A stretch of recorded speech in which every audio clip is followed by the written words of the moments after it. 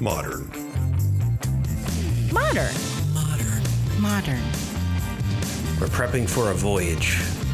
Modern. The force of an old-fashioned equals whiskey mass times bitters acceleration. Why don't you make that a double? Modern Bar Cart. What's shaking, cocktail fans? Welcome to episode 270 of the Modern Bar Cart podcast. I'm your host, Eric Kozlik. Thanks for tuning in to this interview episode where I track down the best and brightest minds in the spirits and cocktail world so that I can share their secrets with you. This time around, I'm joined by bar consultant and spirits expert Philip Duff, who has a whole laundry list of credentials too long to go into here, including his own line of spirits, Old Duff Geneva, an impressive string of bars that he's propelled to success, and of course, a partnership with our past guest, Elaine Duff. In this part one of a two-part conversation, Philip and I dive into the idea of bars and bar brands at scale, drawing from his experience as a trainer at one of the world's most important chains as a jumping-off point for a discussion about what works and what doesn't when growing a brand beyond just a single bar. But before we dive into the interview, let's take a pause so that you can make yourself a drink. This episode's featured cocktail is the Enzoni. Selected based on a passing reference to Match Bar in London, you'll need the following ingredients to make it. 1 ounce London dry gin, 1 ounce bitter red Italian aperitivo, 2/3 of an ounce of fresh lemon juice, 1/2 ounce rich simple syrup, which is a 2-to-1 ratio of sugar to water, and 5 fresh green seedless grapes. If they're not fresh, they're raisins. Muddle the grapes in the bottom of a cocktail shaker, then add ice, the liquid ingredients, and shake until well chilled and properly diluted. Strain the drink into a rocks glass over ice and enjoy. Developed in 2002 at the aforementioned Match Bar in London by bartender Vincenzo Enrico, this cocktail is a logical riff on a classic that solidly identifies itself as a riff rather than a thinly veiled facsimile. I mean, think about it. Most of us have had a Negroni and realized a sip or two in that we were actually craving a bit of acidity, that we leaned too eagerly on our instincts and ordered a drink we didn't actually want. Well, the Enzoni has a solution. Let's swap out that pesky vermouth for a bit of lemon, dope in some extra sugar to make it sing, and oh, by the way, were you missing the grape character of the vermouth? No problem. Here's your grapes right at the bottom of the shaker. It's a charming drink that makes deep, meaningful eye contact with the original Negroni while gleefully muddling a fistful of green grapes and probably reaching into the ice bin with the other hand to grab a few cubes for your date's glass of red wine. But hey, sometimes that's what you need, and thank goodness the Enzoni is here to provide it. So, now that you're equipped with a slightly irreverent, totally refreshing riff on the Negroni to bust out at your next get-together, let's turn our attention back to the interview. In part one of my two-part conversation with bar consultant and spirits expert Philip Duff, some of the topics we discuss include how a small Irish town of 5,000 people played host to the busiest pub in all of Ireland, thanks in part to a trip to Texas, some stained glass, and a knack for documenting its drink recipes. The shift in consumer consciousness from fun, flair-driven pours to more complex and serious cocktails with the opening of the Atlantic Bar and Grill in London in 1995. How real estate moguls, hotel chains, and venture capitalists radically transformed the rules of the game and opened the doors for mid and high-end bar and restaurant chains in the 90s and 2000s. And what it takes to train and retain a high-quality bar staff in the wake of a pandemic that decimated the talent pool available to our industry. Along the way, we cover the design similarities between Air Force One and certain bar programs, the heavy-hitting Spill Stop 28-550 pour spout, how to say hamburger in Italian, and much, much more. As you can see, this conversation is about what it takes to scale and maintain quality in a bar program. It's a bit high level, I guess, for folks who might just want to learn how to make a decent old-fashioned at home, but don't sleep on this. If you understand the forces at play behind the bars and restaurants that are filling seats, making headlines, and printing money, you'll have a much better grasp on what a quality drinking or dining experience means for you. And that is certainly knowledge worth pursuing. Philip is a wealth of information, and if you happen to be or aspire to be in the bar or spirits industry, you should subscribe to his podcast, The Philip Duff Show, for wide-ranging conversations on all sorts of boozy, hospitality-driven topics. But for now, please enjoy part one of my conversation with Philip Duff. Philip, how are you? Eric, good morning. I'm brilliant, actually. It is a lovely day here in New York, and it has been utter shite for the last 48 hours. Yes, sir. It's been what Scottish people call drake. It's grey, drizzling all day, all evening, all night. Not even cold enough that you could revel in it, but it was basically Irish weather, right? And I did not move here for this shit, but today it's actually glorious. Yeah, no, we finally got a break from the same system. I think we shared a shitty storm system that wouldn't go away. So same here. Glad to be here with you. But for my listeners who haven't had the chance to judge with you at ADI for several years and who may not be listeners of your podcast just yet, could you just give us the quick 411 on who Philip Duff is and what you do? Yeah, I'm basically an old bartender, and I like to think I'm more of an example than a warning, but the jury is out on that, especially if you ask my wife. So, born and raised in Ireland, started bartending there when I was 15, graduated in marketing from college, bartended all through high school and college, and what everyone did in Ireland back then, as soon as I graduated, I left because the country was fucked. And I moved to London, where I continued my bartending career, working in places as diverse as the Hyde Park Hotel, which had a separate entrance to the Queen, to dodgy pubs, to TGI Fridays. And from there, illegally, briefly, in New York, I worked at a bar on the beach in the Cayman Islands because I thought the movie Cocktail was career guidance, not entertainment. And then I was asked to come help open a chain of bars starting in the Netherlands. And I went for 3 months and stayed for 17 years. During which time I became a full-time consultant. I opened the first ever bar in Holland to get in the world's 50 best bars, Door 74. I helped create the Balls Geneva that's out there in the world. I was on the marketing team, the tasting panel. I even wrote the text for the back of the bottle.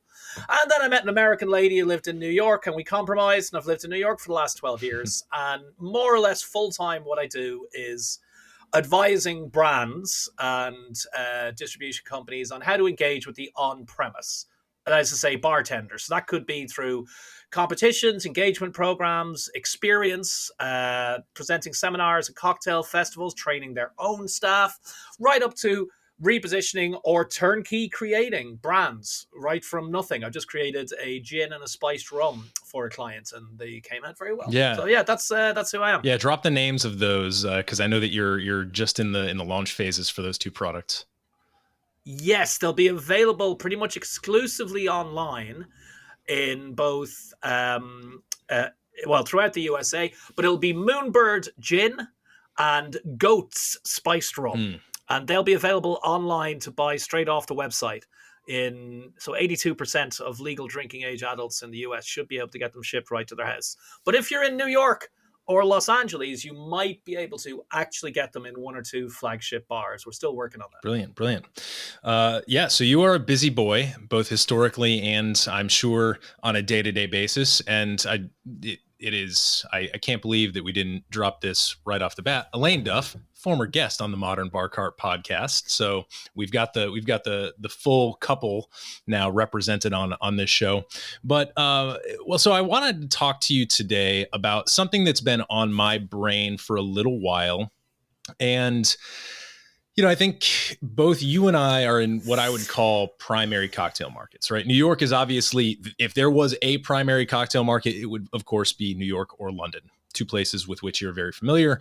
DC, I still consider very much a primary cocktail market in that we had a thriving drink scene up to when COVID hit. And obviously, like everybody else, we had to weather that storm in similar ways, to go outdoor dining, stuff like that.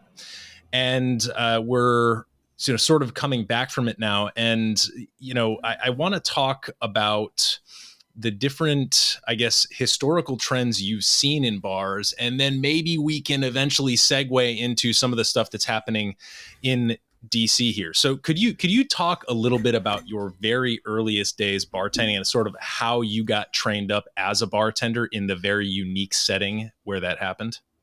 Yeah, and it was definitely not normal, right? So I grew up in a tiny little town called Skerries, County Dublin, about 40 minutes north of Dublin city centre on the coast. It's a tiny little dormitory community of 5,000 people then, and it's 5,000 people now. Basically, it hasn't grown at all.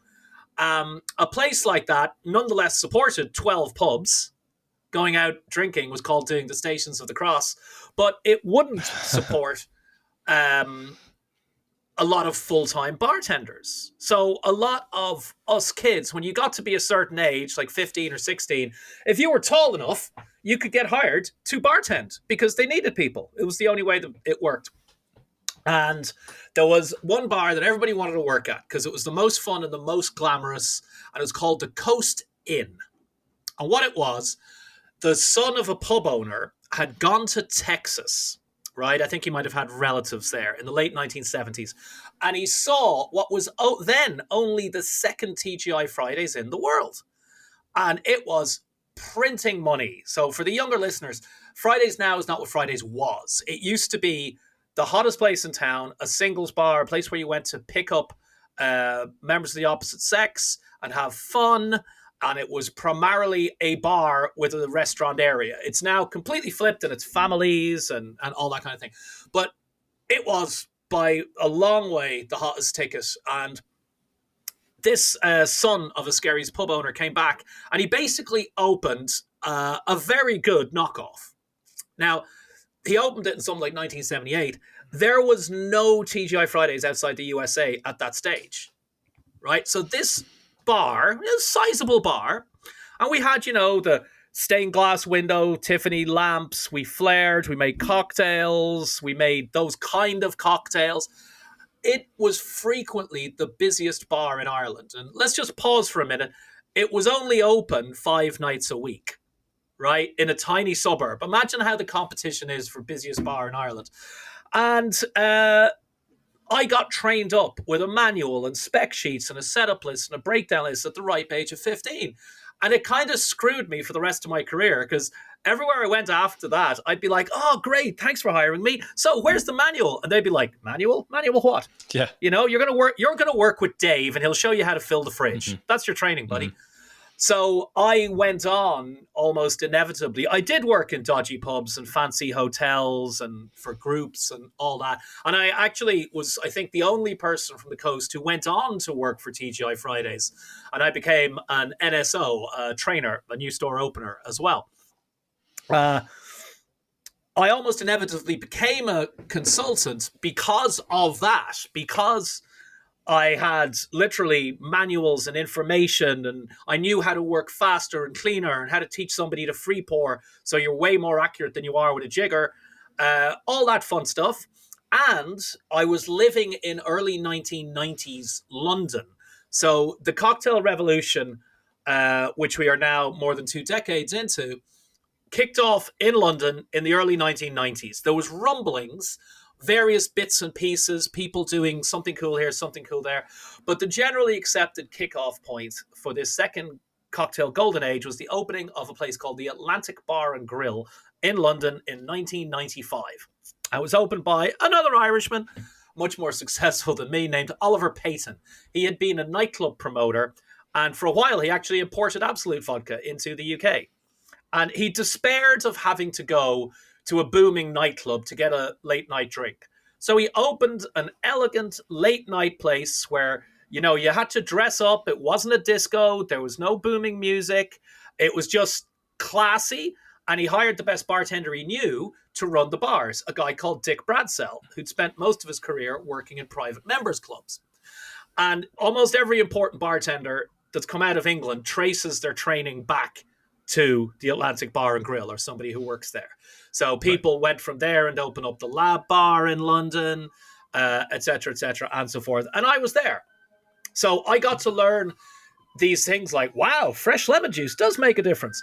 Back before there was bar shows, before there was the internet, before there was social media, you literally had to learn these things by going to the bar and watching the bartenders do. So I kind of started off with Fridays and fell sideways into this second cocktail golden age. And since then, I've kept learning, I hope, and kept distilling my knowledge from being a global ambassador into being somebody who manages ambassadors or creates ambassador programs, into somebody who, sits and thinks about, okay, what does education look like in 2023 and what's going to look like next year? But that's kind of how I came up. One of the things that I appreciate about your show and why I, after listening to a few episodes, hit subscribe is because you have the breadth of knowledge that you just described. When I was getting my MFA in poetry, it's something that the late Stanley Plumley would refer to as going up and down the register, right? So you can go up register and talk about the Atlantic Bar and Grill and Dick Bradsell and obviously some of the amazing stuff and cutting edge stuff that was going on there at that point. But then you can also go back to, the 15 years old and getting trained, with the manual and with spec sheets and all that. And go as low down, quote unquote, as flair, even though, there's some arguments to be made, I'm sure, as to whether flair is truly, the low culture thing that we think of it as today. I'd like to zoom out a little bit and see if maybe you have thoughts on cultural or historical trends that tend to push us in the direction of chains and things that scale and spec sheets and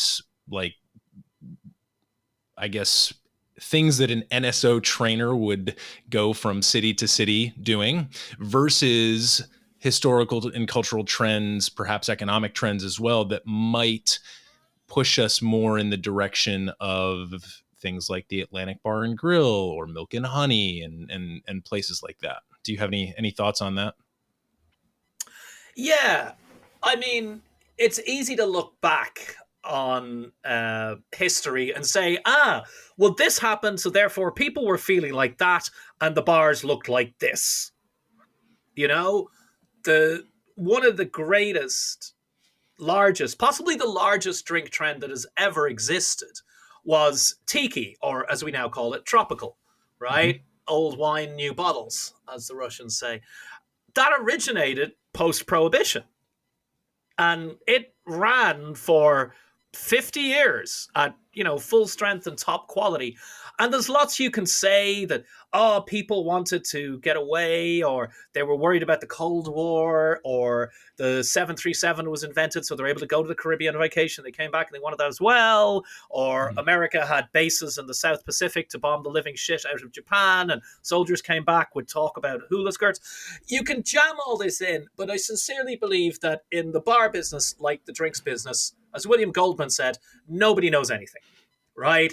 We look at our wins and we talk about how genius we are, and we forget about the stuff that we got wrong. In regards to chains, it's interesting. We're definitely at a time when people want curated personal experiences, right? At the same time, they want certainty. So most people don't have an international, global network of bar friends like you or me. So they might know their way around, the Lower East Side of Manhattan or East London or Silver Lake, Hollywood, or El Raval in Barcelona, where all the cool bars are, but take them out of their city and plonk them down in Lisbon or Sydney, and they're fucked. So if there's a Death & Co. that they love going to in New York, and they see a Death & Co. in Sydney, they'll swim to it like a sailor to a rescuing boat, right? And look at the old ads for Hilton. They were unashamedly aimed at Americans abroad. Like, there's one famous ad. It actually featured in Mad Men, but it was a real ad. It was like, how do you say hamburger in Italian? Hilton. How do you say, salads in French? Hilton. So there is that. I'd like to throw something in there, though, which is a fairly new-ish development, which is to say venture capital and private equity. So people with lots of money have always been a function of chains, right? They financed hotel chains. Yeah. And hotels, like any other business, are essentially a subset of real estate. And there's a lot more money in real estate, right? So a real estate operator will buy a plot of land and then buddy up with a hotel operator to build a hotel. That will increase the value of the land, and you'll be able to charge the hotel rent and all that. Hotels underwent a seismic change in the 90s, whenever it was that Ian Schrager got out of prison. One of the co-founders of Studio 54 was locked up for tax evasion, and when he got out, he had a criminal record, of course, which means in the US you can't have a liquor license. So his first hotel, I think, was the Delano in Miami, and he had to partner up with outside F&B people to run the F&B because he couldn't have a liquor license. And this turned out to be a genius idea, because he created destination boutique bars where you wanted to go in and drink in the bar, even if you weren't staying in the hotel. And later on, you had, of course, the Met Hotel in London, which is very famous for the same reasons, and all the other various Schrager hotels. He created the Edition chain for Marriott. So let me return to private equity. Private equity drives real estate drives hotels and resorts. What we've seen in the last few decades, and a particularly good example is Gordon Ramsay, is private equity getting in on the restaurant business. So they'll come to a Gordon Ramsay or a Daniel Boulud or a Jean-Georges Vongerichten or a Jason Atherton, and they'll say, hey, we've got all the money in the world. We've got all the money you need. We want you to open an absolute shitload of restaurants. And Gordon or Jean-Georges will say, awesome. And then the private equity guys will say, yeah, we'd like you to open one every 6 weeks for the next 3 years. And they'll say, okay. So they are putting the bar and the restaurant inside the hotel that's on the plot of land owned by the private equity people. And that can really, really turbocharge stuff. It can also put, if you've ever been to Gordon Ramsay Fish and Chips, an undue strain on the quality of the brand of the chef or the bar being expanded. Yeah, we actually do have one of those at the Wharf here in DC, which is exactly the type of development that you're describing. There's hotels, there's a music venue, the Anthem, there's and of course there's the Gordon Ramsay. And we had the Daniel Boulud in City Center. I don't believe that survived the pandemic, but yes, DC is definitely, some of the specific exemplars you just listed, as well as the general principle that you're describing. That's certainly going on here for sure.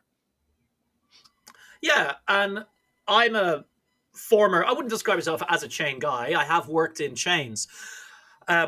Like franchises, they're very successful businesses. They have a very good success rate done correctly. You get access to, a head office level of HR, a head office level of financial accounting, a head office level of marketing knowledge, and you can bring PR in-house. So all that stuff works really, really well, right? And it can help you out if you make clever deals. It does become a big organization. Like famously, the Schrager Sanderson Hotel in London, they had a broken door going into the bar that remained broken for something like 6 months because they had to get approval from New York to get a fucking door fixed in London. So that can hamstring you as well. But if you bring it to bars and cocktails, which I think is where we're going with this, you are hamstrung by the quality of people that you can attract to come to an interview, recruit, train, manage, and develop, right? Development is perhaps the crucial bit. If you've only got one bar and somebody... You do an open call or you place an ad, someone shows up and you're like, that woman is fucking awesome. And you hire her as a bar back and she becomes a bartender and she becomes a head bartender and she becomes a manager and a general manager. Well, she's kind of tapped out there if you've only got one location. If you open more locations, she could become an operations manager or a regional manager or something like that. And you can keep your staff. That's a big plus for having multiple outlets, right? Is to retain your long-term staff because they are a literal asset to your business. And I think something that is a ticking time bomb, if you will, right now that I haven't really seen addressed is we didn't just gut our bench of bartending and mixology talent during COVID. We completely obliterated benches and benches and benches of managers, shift managers, assistant general managers. They're gone and they have not been well replaced in most places. Right? Service standards have declined. Staff aren't being managed. We're past the hectic, just past COVID 2022 thing. And I'm sure it's the same with you. So the speed at which you can roll out your chain is dependent on the speed at which you can recruit, train, etc., etc. And if you build a cadre of experienced senior managers, well, you can roll out like a motherfucker, no problem. But there's very little attention being given to management training in the world of bars and restaurants. Everyone just reads Will Guidara's book and calls it good.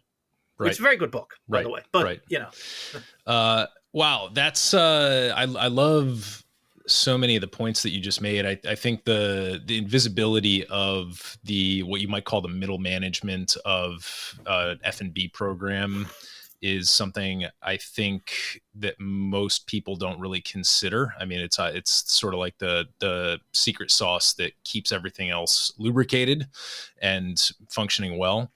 So that's interesting. I'll have to think about that a little bit, but I want to take the sort of logic structure that you just described of like what makes chains operate so efficiently and effectively and what makes them so scalable.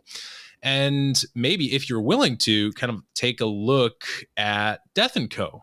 Because they're starting to chainify Death & Co., the Dead Rabbit. Death & Co.'s up to 4, maybe 5 locations now. Dead Rabbit has how many? New York, Denver, DC. New Orleans? Or was that the Dead Rabbit? Is that the Dead Rabbit in New Orleans? Dead Rabbit, yeah, which is not really a spoiler alert, might not happen at all. But yeah, I think Death & Co. has like one non-Death & Co. bar in there, so you might be right. Yeah. It might be about 4. Sure. Dead Rabbit's currently at 2.5. Okay. Which is to say New York, Austin, and they've opened a quick service place, which I went to just on Saturday, in the Moynihan Train Hall inside Penn Station here in New York as well. It's called the Irish Exit because, of course, it is. Right. Hello, modern bar cart listeners. It's Jordan Hughes from High Proof Preacher. I wanted to let you know about my new cocktail and product photography e-course called Cocktail Camera 101, and it is now open for new members. The course is all online, it's self-paced, and you have lifetime access to the material. So go to cocktailcamera.com/101 to enroll and use the code TheModernBarCart, all caps, no spaces, for 75% off enrollment. I hope you check it out and learn how to up your cocktail and bar photography game with me. Cheers. So, well, I mean, let's look at Death & Co. then, because I was a little bit, calling me skeptical. I've been to New York a handful of times. I don't get there nearly as much as I'd like to. Haven't made it to Death & Co. despite having gone to Amoria Margot, which is certainly a sin which is 100 feet away, right? Eric. Yeah, certainly not even a sin for which I do not excuse myself. But when it was announced that they were coming to DC, my initial reaction was, I certainly don't begrudge anybody the opportunity to make money, the opportunity to scale. God knows I've tried to do it with my business and failed. But I kind of felt myself being like, well, do I want my first experience at a Death & Co. to be at a Death & Co. or at the Death & Co., right? There's sort of there's a proper noun versus common noun thing going on once you multiply. Your MFA is showing, Eric. a little bit. And so, so that was my initial impression. It was a gut impression. And then, months later, they're about to open. Turns out I have a friend who's on the opening staff, and I get the invite to the friends and family. And I was able to go. It was in, as we mentioned, the old Columbia Room space, which is beautiful and didn't need a whole ton of work. They transformed the inside into a bit darker, a bit lower light less airy, less breathy, less white themed, more dark themed. But otherwise, it was fairly recognizable as the old Columbia Room location. And they rolled out a menu of about 10 drinks for friends and family that I would imagine the logic of the drinks that you're serving for friends and family would be some that you think are going to absolutely slay, and then maybe some that you're a little bit, you want some feedback on. At least that's how I would do it. And my experience was I had a couple of good drinks and I had a couple that absolutely missed the mark. And the interesting thing that I want to note about what they were doing is in each market, it seems like the goal of the Death & Co. is to be Death & Co., but to release a completely unique cocktail menu for that market. So the cocktails on the menu in DC are different than the ones in New York, different than the ones in Denver, etc.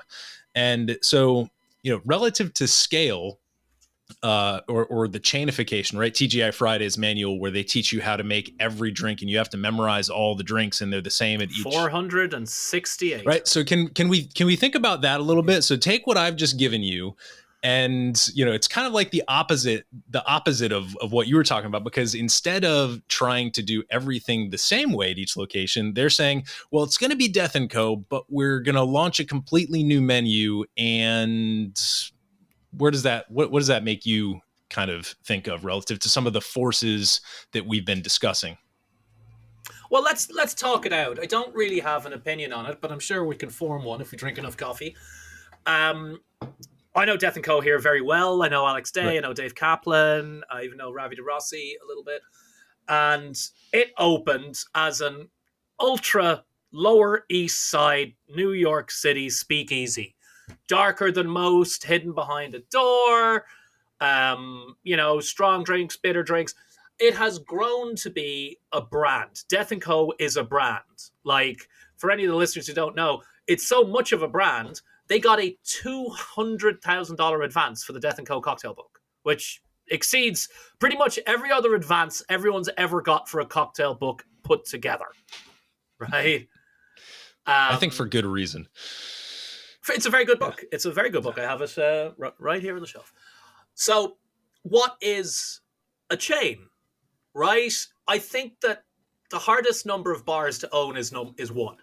And if you open a second branch, for most people, that's the only time they really are forced to start thinking about, okay, what is my bar? What is the brand of my bar? The ethos? What does it mean? Who is it for?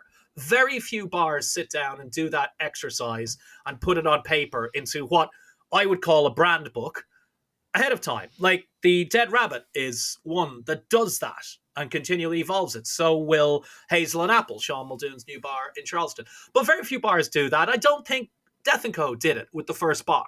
They just went in to open a really cool bar and they succeeded. Death & Co. number 2, which I haven't been to, I know a lot of people who have, is an all-day bar in the hotel lobby in Denver. So it's not a speakeasy. It's not dark. It's not on the Lower East Side of New York. So I would imagine Dave and Alex and Tyson and all the rest of the team have had to sit down and say, well, what are we? I don't know what that is because I haven't broken into their office in weeks. I don't know where they came out with. And the nature of a chain, a brand, is that it's reliable. There's lots of jewelry stores around the world. Many, many, many. But if you get your lady or your gentleman a bracelet from Tiffany, it'll be well received. If you buy your buddy a bottle of Macallan, there's lots of other single malt scotches out there, arguably better ones, but a bottle of Macallan is not wrong. Right. So if you choose a Death & Co., I do tend to think, given the fame of the New York thing, that would be, if it was my mini group, that would be my model. And Death & Co. would open a Death & Co. that felt like Death & Co. wherever it went, whether you were in DC or London or Oslo or Mumbai. Right. How do you say cocktail in Indian? Death & Co. Death & Co. And if you're listening, Alex, you can have that one for free. I think also, if you look at the bigger picture of chains of hotels, chains of restaurants, they do tend to adhere to what's called the Raymond Loewy model. Do you know who that is? He's a designer, most famous post-war designer in the USA, designed Air Force One, designed Lucky Strike, designed the New York subway cars, all that. And his saying was Maya, most advanced, yes, acceptable. So if he presented a design to a customer that was completely balls to the wall innovative, the most advanced that he could make it, the client would normally decline it because they didn't see anything they recognized there. And if he presented a design to a client that was basically just a tweak on an existing design, is completely acceptable, well, the client would reject that too because there wasn't enough new stuff in it. So Loewy's mantra, his philosophy was most advanced, yes, acceptable. And this translates into chains of hotels and bars and restaurants and 7-Elevens and tire repair stores, as far as I'm concerned, which is you have an acceptable chunk of it. So let's say every Death & Co. has 15 of the identical drinks that are the same, whatever Death & Co. you go to anywhere in the world, right? And then it has one page that pays homage to whatever city it's in. That would work for everybody. You could have all your hero drinks there. You can have the Oaxaca Old Fashioned and whatever other drinks there are. And your staff can also show off what they're proud about in DC or London or Oslo or Copenhagen. So a bit of Maya is how I think you achieve credibility and success with a chain, right? There's no point 100% cookie cuttering it all around the world. Right. And there's also the approach where it's a different experience in each one and it doesn't look the same. That's damaging for your brand. Yeah, no, that's interesting. And I think it being friends and family and us only having a limited menu is certainly colored the experience that I had because, having the full menu, they more than likely would have had some of those classics on there. So I'm probably speaking a little bit out of turn in my tacit criticism here. But yeah, I think that's, I think it's interesting to think about the project of having to go in though. And imagine you were Tyson, who's essentially the NSO trainer for the various Death & Co. locations. Like, imagine yourself into that role. And how would you compare what he has to do or has had to do with all these different locations with what you were doing when you went and opened a new TGI Fridays? It was, so to give you a little background, it was a really good organization, right? There was only one franchisee in the UK. It was Whitbread, a brewery who had run some Fridays under franchise in Seattle or around Washington State. So one franchisee, really high standards, and we, as a result, made great money as bartenders. To give you an idea, if you are working, not the head bartender, but a senior bartender in any top cocktail bar in London, take your pick, right? You are unlikely to make more than £28,000 or £29,000 a year, right, in London. We made up to £35,000 in 1993, right? And all the outlets made money. The Covent Garden one was regularly the number one TGI Fridays in the world. And it wasn't very big. It was probably 50 people at the bar, 120 restaurant seats. It regularly had sales of £1 million a week. Wow. Right? Mm-hmm. So that all by saying TGI's has fallen very far in its time.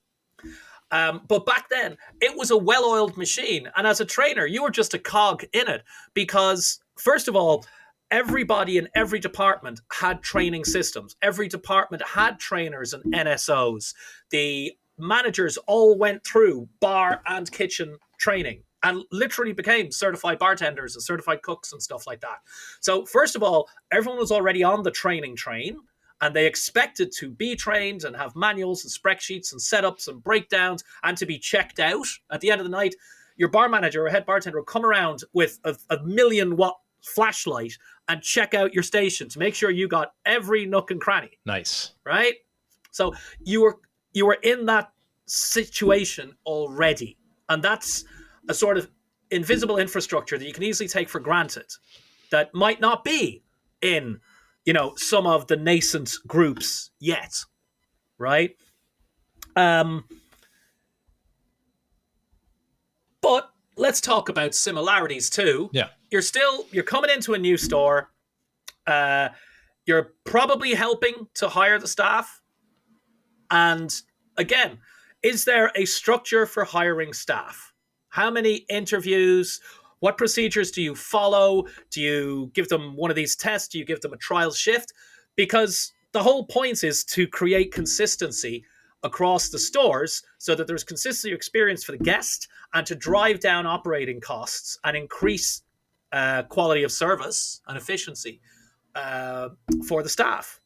So you come in, the staff, and you train them. And then you train trainers.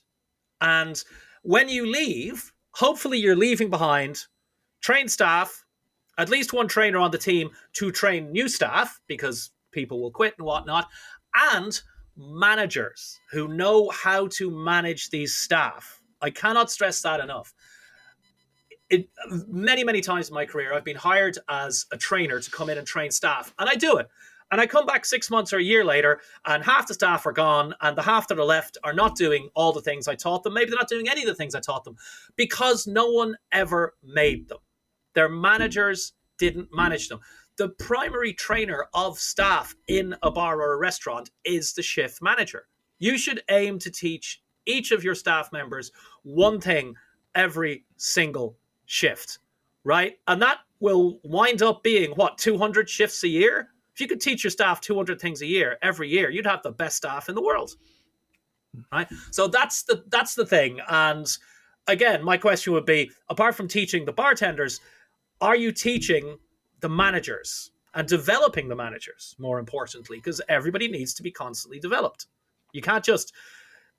development after initial training. It could be things like, okay, we're all going to read this book and meet up next month and talk about it, or we're all going to watch this video, or we're all going to watch 2 episodes of The Bear, right? Or hey, check out this podcast from Eric. You should listen to it. We'll all talk about it. Sure. That's what. It doesn't have to be formal classroom training, right? It might be as well, but it doesn't have to be. So that would be the similarities and possible differences between my old role and whatever Tyson and those other people would be doing. Right. Like this, they've got a whole crew at the Dead Rabbit, all gearing up to do this too. Right. What you said, I think, starting with this notion of invisible infrastructure, which I love. I love thinking about bar infrastructure because it's something that a lot of people don't think about. It could be anything from hardware, to systems that you have in place, and I think it all can qualify in a certain respect if you think about it in the right way. But when you were mentioning the training that has to occur, I think you kind of maybe hit on a couple of different models of training, right? There's the literal information transfer, like all right, I'm going to take my USB stick and plug it into your brain, which is kind of like the memorization of the 400 plus different cocktails at TGI Fridays, which is like, literally your brain is a computer. You need to be able to go into that file and access this bit of information and spit it out on command, versus what you might refer to more as a contagion style model, where you're trying to infect your staff with the particular strain of culture that you're looking to scale across the different locations, which might be a slightly different thing. So how do you think about like those, like maybe culture, for example? Like is there anything that you've seen as particularly effective or ineffective when trying to scale that maybe the softer kind of information? They're not mutually exclusive. In fact, in the best situation, you want both. The marketing guru Peter Drucker said, culture beats strategy every time, right? Or to paraphrase a quote from Jim Sullivan, who wrote the amazing book Service That Sells with Phil Roberts, I'll take a motivated, cheerful, outgoing guy with a folding card table and a cooler full of beers and ice against an unmotivated world's 50 best bar. Sure. Anytime, right? Like having formal training programs gives you a structure to spend time with staff, right? The most important thing about the Fridays program was it was up to 6 weeks long and it was one-on-one. Occasionally it might be 2-on-1, but it was generally one-on-one. So you spent hours and hours and hours with your trainer. You know, you got really to be part of the bar team because you essentially shadowed them for over a month. So by the time you qualified, if you qualified, you were already part of that culture. It's not like you walked in off the street and did a shift the next day. So culture is something that really needs to be thought about at the recruitment level, right? Or even at the attraction level. What kind of people are you attracting to respond to your ads or come to your open calls? Who are the ones and how can you spot them? The first time it ever became apparent to me, I never really thought about, hiring or whatever. And I was working in Rotterdam in this big, busy, successful bar, and there were day shifts. And I remember doing a day shift, and we had application forms on the wall. And this was the bar everybody wanted to work at. And you didn't have to speak Dutch to work at it. So it was attractive for foreign people. And we wanted a certain degree of English-speaking people there as well. So I was working the day shift. This guy comes in, fills out the form, comes up to the bar, he says, "Hey, I filled out the form. Can I talk to a manager?" And we had little walkie-talkies. So I walked around the bar and I called my manager, Arno. I'm like, "Hey, there's a guy here, filled out an application form, wants to talk to a manager. Can he talk to you?" And Arno said, "No. Tell him to make an appointment. I'm here all day tomorrow. Pick a time between 2 and 4 p.m. So I went back to the guy, said, "Okay, tell me what time you want to come in tomorrow between 2 and 4 p.m. And the guy said, "Whatever, 3 p.m. And he went off. And later on, I talked to Arno and he said, "That's the first test. Is this a person who is organized enough to make an appointment and then keep it on time?" Right? So the culture of how you attract people, then of how you recruit them. You say, "Okay, this is what the job is. I want to be transparent with you. These are the opportunities. You have to be able to do these kinds of things and those kinds of things." That's another one. How you train them is part of the culture, as you've pointed out. And then how you manage and develop them.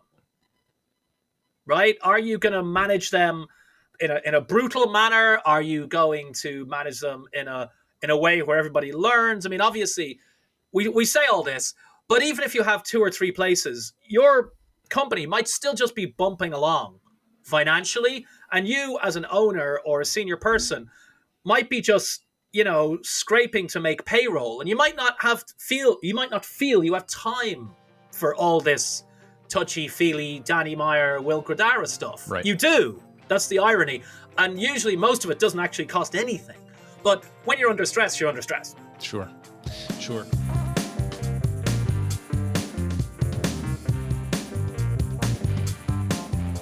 Hey everybody, thanks for listening. If you enjoyed this episode, there's 2 big things you can do for us here at Modern Bar Cart.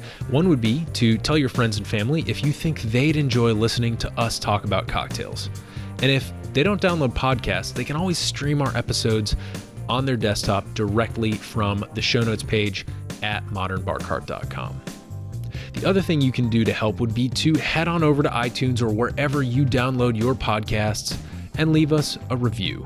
5 stars are great, but we're more interested in your feedback. And the beauty is, the more reviews we have, the easier it will be for other folks out there to learn about our show.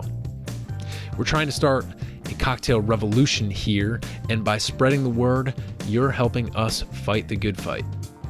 You can always reach us by emailing podcast@modernbarcart.com if you're looking for cocktail or bartending advice, or if you're a pro who would like to pull up a mic and be interviewed for all to hear.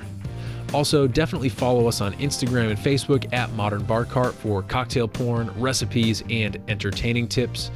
And keep an eye out for new product releases and special offers, which are happening all the time.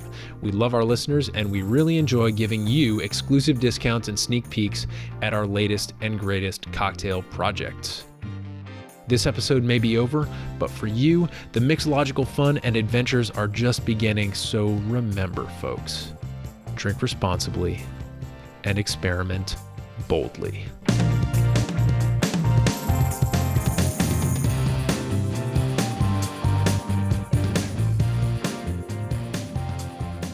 This episode was made possible with editing and sound design by Samantha Reed, bar and brand insights courtesy of Philip Duff, and a little bit of interview magic by yours truly.